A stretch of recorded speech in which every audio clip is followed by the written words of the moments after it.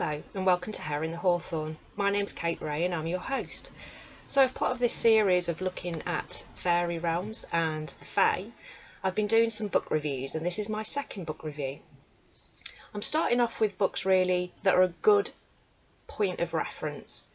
So one of the things that really inspired me to get into the fairy realm and to look at it from a different perspective is the work of Brian Frouds. I think I was a teenager when I first came across his work and the books that he produces. And for me, up until that point, fairy had been something very much that didn't really resonate with me. So the images that I was seeing of the Fae were cutesy, whimsical, etc. And that is the case. You know, that is the case within the Faerie Realm, that there are these beings, these light beings that are on one end of the spectrum. Brian's work introduced me to a middle ground of a spectrum, as well as another part of the Faerie Realm. His work really resonated with me, that these creatures that were in our world, that are part of our world, and because they're part of our world and part of nature, that they very much look like nature. They hold aspects of the environment that they're in. So the book that I want to look at is not the first Brian Frouds book that I acquired as a teenager, but it's one that is a really good starting point in an introduction to his work, but also his connection with the Fae.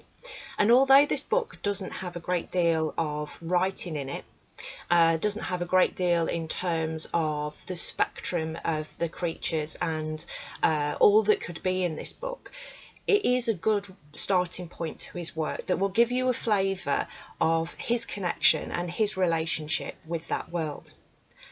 I had the opportunity many moons ago to sit down and talk with Brian about where he gets his inspiration from, and he quite simply put it that they come to him, that these creatures come to him. And he lives in Devonshire with his lovely wife Wendy, and the landscape that they live in really lends themselves to being inspired by the spirits of that land, and that very much comes across in his work. He does say that when he's sat down painting or drawing, that oftentimes that he will have different fae and different elementals that will come to him and want their portrait made as well. They want immortalised. And these are a range of characters that he comes across. So the book that we're going to look at is simply Faeries. Now this is illustrated not only by Brian but by Alan Lee. Alan Lee, I think, is probably most notable for the work that he did around the Lord of the Rings.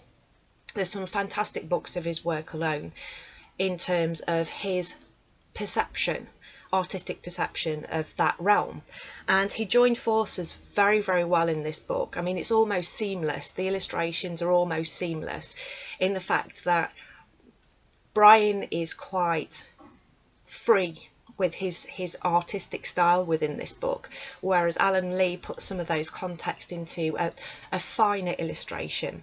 But there is a seamless ebb and flow of the relationship between Alan Lee and Brian Frouds.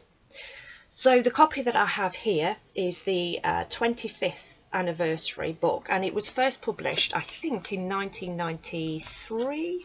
Let me just double check. 1995 was the first publication of the book, and this one came out obviously for the 25th anniversary. I have got an original copy. I'm a massive Froud fan, and I have collected over the years many of his books, and doubling up on them a lot of time when there's reprints, because there's new things that go into his books all the time. This one has a foreword that talks about the journey of putting this book together. It very much gives you an idea of how particularly Brian's brain works, in the fact that it feels a little ad hoc. I don't think that that's a bad thing, and is very much representative in the world of Fae, where things are a little ad hoc. And it's by no means an extensive catalogue of Fae, their name, their nature. I think I get the impression that when this book was put together, it had been encounters, strong encounters that Brian had had up until that point, that he needed to get out there. And he has billions of sketchbooks of different characters that he encounters, with little bits of notes, etc. The front cover of this book, as you saw from my previous book review, it's a nice cover. It is a nice cover. It does what it says on the tin. It's got the title of Faeries, it's got who it's by, and it's got one of Brian's I think probably more famous pictures of a fae, and of a typical fae on the front, which kind of sells it as a fairy book. One of the things that I do like visually about this book, other than the illustrations, is the fact that the typography within this book looks handwritten, and it's perhaps how I imagine Brian's writing to be. I did get this book signed by him when I met him, as many of the books of Brian's that I got, and so I'll show you an example of what I mean about how it's how the typography works in relationship to his own handwriting. So this is a scribble from Brian and his signature. So as you can see, that writing for me is very, very familiar with the writing quality of Brian, which gives it very much a personal feel when you're flicking through it. And it doesn't just stop, it goes throughout, and you can see written notes throughout the book. So as before, I'll start with the first couple of pages and take you through. This hasn't got an index as such. It doesn't give you which chapter's which. So it is more of a coffee table book that you would flick through, really, and stop on pages that sort of catch your eye. But within this book, we've got, to start off with, we've got an introduction to this new revised copy. We have the Realm of the Fairy, which seems in fairy books to be a good starting point for most basic fairy books. So it's explaining what the Faerie Realm is and how that is for Brian, and it's very much written in his nature. I do find this particular book, in terms of his later books, it doesn't really convey his personality as well as his later books. His later books have this slightly cheeky edge to them, but this is almost a little bit more academic and a little bit more serious in putting these things down. And as we go through, each page, if not double spread, have these beautiful illustrations, and I am assuming that this particular one is an Alan Lee illustration. It's very much in his style, and I'll show you the difference between Alan Lee's style and Brian's. So if I give you an example of a double page spread of Brian's work, so we can see there that we go out of the realms of these pretty fluttery fairy folk into creatures, and he oftentimes will put them in the environment in which he has discovered them, so that you will see that they will be in an environment. This one particular is in a rock environment. So he talks about the characters within each genre of the Fae, in terms of they can traverse environments. So for instance, Spriggans in this don't just dwell in one area, they can be in different areas, and his illustrations do give you a clue of that. So we have, it seems to be a bit ad hoc. We're talking about Faerie Island, so we've gone from one specific fairy to talking about Faerie Islands. We're talking about different characters within fairy tales and myths and legends. We've got some myths and legends from Welsh mythology in here, and we have then we have about fairy battles that have taken place. Then in the middle of all this, we've got the Fairy Way, which talks about how they are, the temperament of fairies, the characters of fairies, what their interaction is within the world. And I particularly like this kind of style when it comes to Brian Frouds, when he does his finer art paintings of the Fae, and you do get a sense that he has encountered these creatures, and his artwork isn't just one character. Often there are hidden characters all over his artwork, so you can spend your time sort of picking away through the backgrounds and seeing what other characters are there, and they very much relate to the main character, where they dwell, where they have prominence, where you can find them. So there are clues within his work. As we're going on, we've got protection against fairies, which for me is a big thing, and it's a bit of a fine balance between protecting yourself against fairies and pissing the fairies off. I have said this before, and a lot of these books will give you indications of what you can do to protect yourself from Fae, and they are from historical and folklore tales. Going on from there, I mean, that's quite a large section, which is nice to see. Again, each page, even the pages where it could just be writing, we have these kind of little scribbles, we have you know, colour illustrations within that. So moving on from that, we go back to different types of fairies, and we are looking at things like leprechauns. So we have images and characters that are portrayed in illustration and without much writing. Again, we have different characters as we're going along, so that towards the middle of the book is more to do with individual types of Fae. So the first sort of half of the book for me feels a bit bitty and a bit all over the place. I can forgive him for that. I can definitely forgive him for that. It's such a beautiful book, with amazing illustrations from both Alan Lee and from Brian Frouds. Another good thing about this book, if you're looking into the slightly more malevolent side of the Fae, which is something that very much interests me, being a paranormal investigator, and how that transpires within the world of hauntings, it has a section on the Unsealing Court. So we have the Sealing Court, which is kind of the lighter side, the brighter side of the Fae, and then we have the Unsealing Court, which is the kind of darker side of the Fae. And he talks in this about different myths and legends, different characters that you could maybe come across. We've got Boggles within there, we've got Jimmy Squarefoot in there, we've got Jack in Iron. So again, we're traversing that paranormal realm with the Faerie Realm. We've got information about red caps, and although these are field notes, if you like, about all these creatures, for me it's the illustrations that are the key, that give you a sense and an idea of what these creatures are and what they're like and what they could possibly do in terms of interaction. He pulls no punches.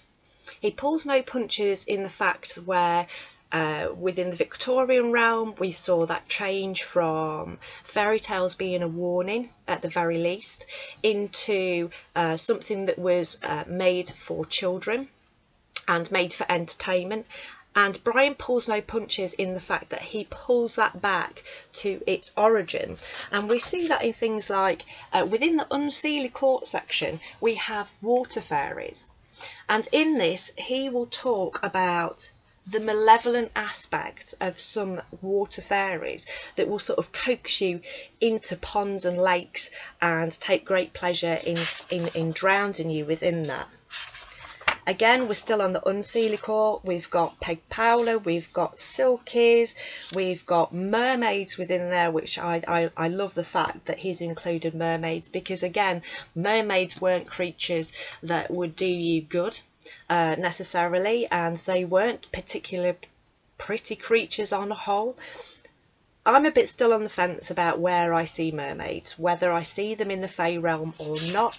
I may get shot down by the other fairy people in the universe, but again, I will do something a bit more about that. Then we go into stories that are a bit more modern. We've got Fincastle Mill right at the end of that, and I think that that's to illustrate how they interact within the world. So I've got a nice little story in there. Then we jump onto Fairy Flora, which for me is the lighter side of the Fae, and these are the Fae that have jobs to do. So within that we have pictures of different Fae and the plants and flowers that they have this symbiotic relationship. So they have a relationship where they give energy to the plant, the energy of the plant is given back to the Fae, and it's a nice flowing relationship, and that's why I say that the Flora Fairy are definitely on that kind of lighter side. Even those, like we've got depicted here, the White Thorn, which he looks like, you know, he could be on that darker side of things. They are representative of the plants that they have custodian of, or they have a relationship with. So they will often show traits of those plants. So that hooked nose is very much symbolic of a thorny plant. So we're talking about trees here, old oaks, we've got elder, we've got alder, we've got birch, we've got ash, and we've got toadstools. This is again one of my faves in his pictures, because it's so jam-packed, you know, and it gives you that idea that the fairy realm just beyond the veil is not something that is empty. It's not just lone beings that are in that realm, it's multiple beings that kind of work together. And not only do these things have symbiotic relationships with plants and animals and the landscape and rocks and deep within the earth, but they also have a particular relationship with everything that's around them. So they don't see themselves as lone workers, they see themselves as an ebb and flow within nature. So they do sort of butt up to each other. So going on, we have at the back, which is really nice, we have stories of fairy encounters, which is historic, and I think, if I remember rightly, yeah, Sir Conan Doyle in here. So we have some more modern fairy encounters. It is that, you know, we've got a few pages of that will give you a flavour of what fairy encounters have been around within the realm of documentation between humans. We've also got the famous Thomas the Rider poem at near in the back. Thomas the Rhymer is something that has been particularly new to me. I've got to admit, my fairy folklore, I'm not a fairy folklorist. It's not something that up until recent years that I've really dug into. I'm more inclined to want to be learning about modern fairy encounters, and especially those that traverse realms, traverse disciplines. So those encounters that traverse the paranormal world, that traverse the UFO world, etc. So the historic fairy folklore and fairy tale is something that I'm getting to, because I'm picking bits out all the time that are increasingly relevant, and I'm relating that back to fairy encounters, because for instance, people in the past in fairy folklore talking about fairy food and not eating fairy food because it can then have detrimental effects on you of all kinds of varieties, but usually within the loss of time or being whisked away to the fairy realms, and that's something that comes up within modern encounters as well. So I am sort of backtracking and going through my catalogue of books to find more out about fairy folklore. So that's about it for this book. I will be doing more Brian Frouds books, because this book is a really good starting point, like I said, to recognise his work, to recognise his style.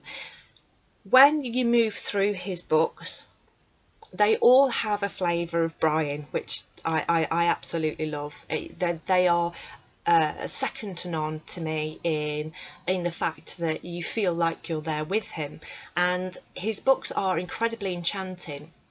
Now, I know that people do buy them for children, and I think it's a great introduction to children, and I think children can be more accepting that this world isn't fluttery butterfly things, that it has got this dark element to it. Some of his later books can be a little on the spicy side, a little on the saucy side for children, but predominantly I feel that he writes for adults, and his illustrations are simply a documentation of the characters that he comes across. I can't recommend Brian Froud enough, and I know it's not an academic text, and I know it's not a text with huge amounts of information on the written side of it, but it's definitely one to look for the information that comes through his artwork. I truly do believe that Brian has these encounters. I truly do believe that the Fae are very interested in him as an artist, as we know the Fae are interested in the arts and in music and in painting and drawing and in dance. So they're very much drawn to him because he has always been in that world. We see him as being an artist and conceptual artist within things like the Labyrinth, with the Dark Crystal, which is a new series out as well. So you know, we have that I think it was the 80s, the Dark Crystal. Now we have this new Netflix series that's out there, and he was definitely involved in the concept of that. So all in all, it's his life. It's not something that's a sideline. This is not something that he does on a side to other things. He is Faerie. He is in that realm. He's an incredibly funny guy, and incredibly intelligent, and speaks very, very well about the Faerie Realm, and for me has the balance that is needed within the raft of text that's out there. Definitely recommend it as a starting point, especially if you're somebody who likes beautiful artwork and artwork that will make you think time and time again. I have two very large Brian Frouds pieces of artwork. I've also got some smaller bits, but there's one particular one that I can look at, and even now, after years and years of having this piece of artwork, I can pick out new characters within the backgrounds that have just been like, how did I miss that after all these years? You know, there's a little pair of eyes peeping out somewhere, or another little pixie that sat on a mushroom in the bottom corner. Starting point Faeries, definitely, it's one of his classics and probably one of his most well known. So if you look across anybody's bookshelf who has a slight inclination towards the Fae, or even anything that's otherworldly, they generally have this book on their bookshelf. For me, without a shadow of a doubt, Brian and his wife Wendy, both their work is Fae. They are Mr. and Mrs. Faerie, you know, for me, and the fact that they are immersed in this world tells me so much about their understanding, their knowledge on a ground level. I mean, their knowledge on a folklorist level is outstanding, but what for me really tops it off is that knowledge beyond that. It's their interaction and their daily interaction with these creatures. So yeah, get yourself looking through the back catalogue of Brian and Wendy Froud. Wendy's bought some books out as well, and I will be reviewing those at a later date. So definitely one of my top of the list is the work of Brian and of Wendy Froud. And check out Alan Lee's stuff as well, because Alan Lee has a style again that is slightly different to Brian's, but definitely conveys that world very well.